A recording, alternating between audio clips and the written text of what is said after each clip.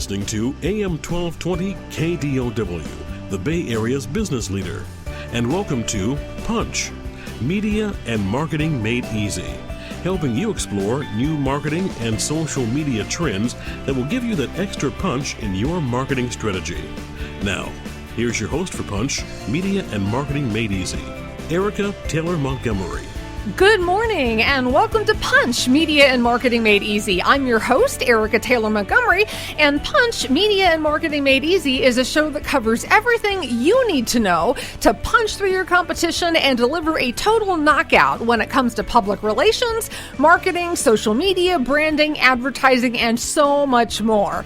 I'm the founder and CEO of Three Girls Media and Marketing, which is a public relations and social media marketing agency that really specializes in working with small and mid-sized companies with very cost-effective PR and social media solutions. You can find us online at threegirlsmedia.com. That's threegirlsmedia.com. And we are live this morning.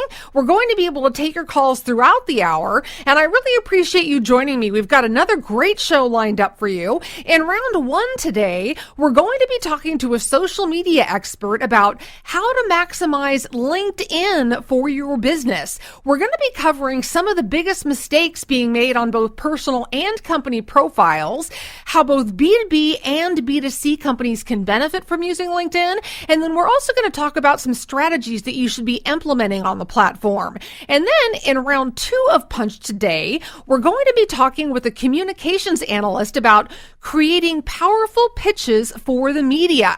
We're going to cover the basics of exactly what a media pitch is, 5 reasons why media coverage can absolutely change the life of your business, as well as some things that the media loves and hates in pitches. And I know you're likely to have questions about today's topic, so I encourage you to call in to our live show. You can reach us toll free at 800-516-1220. That's 800-516-1220. So let's jump right into round one of today's show, how to maximize LinkedIn for your business. My guest is Christina Jaramillo, and she's a LinkedIn marketing expert and the founder of Get LinkedIn Help.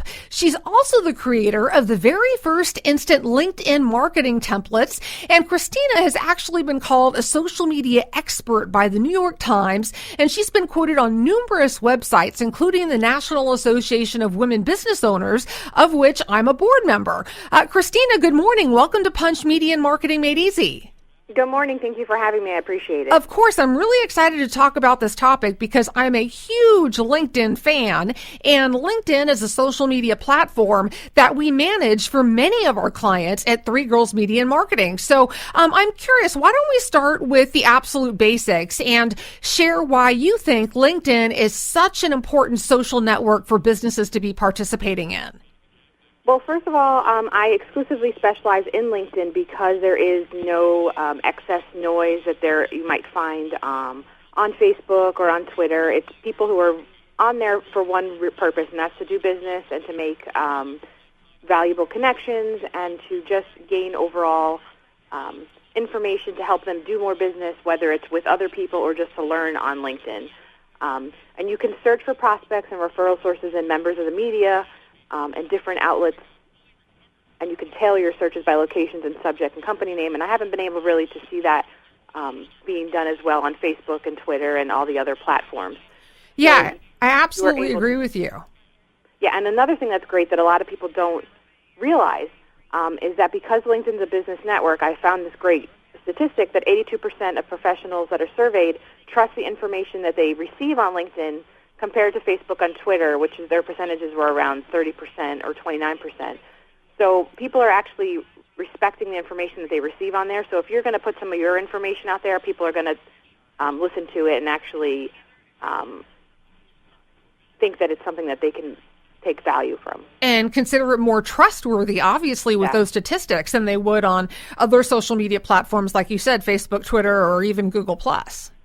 Absolutely. So I know that LinkedIn, of course, has the ability for you to have a personal profile as well as a company profile. And company profiles are something relatively new on LinkedIn. And it's something that I've been a huge advocate of for our clients and highly recommend that people not only have a personal profile, but they also really monitor and manage well their company page. What are your feelings on both having a personal profile as well as a company profile? Well, I definitely agree with you. I think people need to have both, but I always tell people to focus first on their personal page and then go to the company page. First of all, the personal page is where people are going to connect with you first before they connect with the company, because it is a social networking site. People want to connect with an actual individual and know that it's just not a computer answering them, that's an actual person. So this is where you're going to connect, like I said earlier, prospects, potential referral sources, media. So they're going to come to your personal page first. And this is where you can invite people to connect. You want them to see your personal profile, to see results that you might have achieved for yourself or for your company. And when they comment, they see when you comment on something, they're going to see your personal profile. So, for example, if you comment on a Q&A board, or you comment on a discussion within a LinkedIn group, or you post content within a LinkedIn group, they're going to see your personal professional profile. So that's where you want to focus on. And just keep in mind that if your company is not well known, this is a better place for you to make the company well known by making that connection with individuals. Now, Christina, I have seen some pretty bare bones personal profiles out there. Yeah. And I've also seen some personal profiles that have so much information that I feel it's overwhelming. So what are your suggestions for content on a personal profile? And maybe you can address what should be there and maybe some of the mistakes that people are making on their personal profiles. Yeah, absolutely. Well, run the gamut. I've seen people that have way too much and not enough. So you want to think of it, it's not an online resume as it first started out with, because LinkedIn used to be for people who are looking to change careers or who have been unemployed and looking to gain a new position. And it still does that, but it's gotten to be so much more for people to create more business who have their own business. So what you have to keep in mind is it's not an online resume. This is where you want people to connect with you.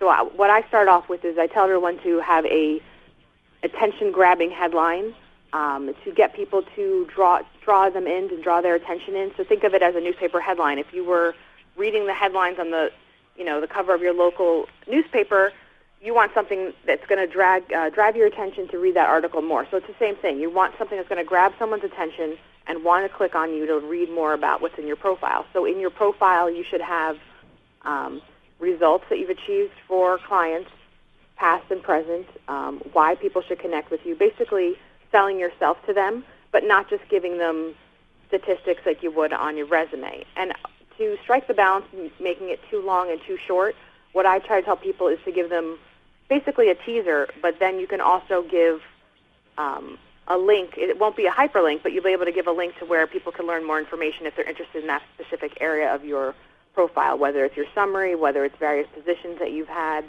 And another thing I've noticed is that people are failing to optimize themselves. To be found on LinkedIn for keywords, just like Google, you have to optimize yourself, but you can't just fill your profile with words. You need to have actual value with the keywords. So that is something to keep in mind as well. And another thing is the more quantitative and quantitative results you can provide for your prospects or anyone who's viewing your profile who wanted to connect with you, the more valuable of a connection you'll be and the more credible you'll be. So we want to make sure that you can stand apart from your competition, and by giving results, it's one easy way to do it. That makes perfect sense. Results are really what sells someone and what will make someone want to do business with you. A resume is one thing, but the actual results and what you've achieved in your career are the things that are going to give people confidence in your skill set and make them think that this is a valuable person to do business with. Would you agree? Yes, absolutely. Terrific. That's also the key thing. Yeah. Well, when we come back from the break, I want to talk a little bit about B2B and B2C companies and make sure that they're both appropriate for LinkedIn and maybe some differences in how they can both utilize the platform.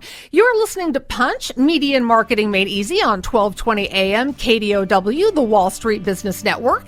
We're talking about how to maximize LinkedIn for business, and we'll be right back after the break.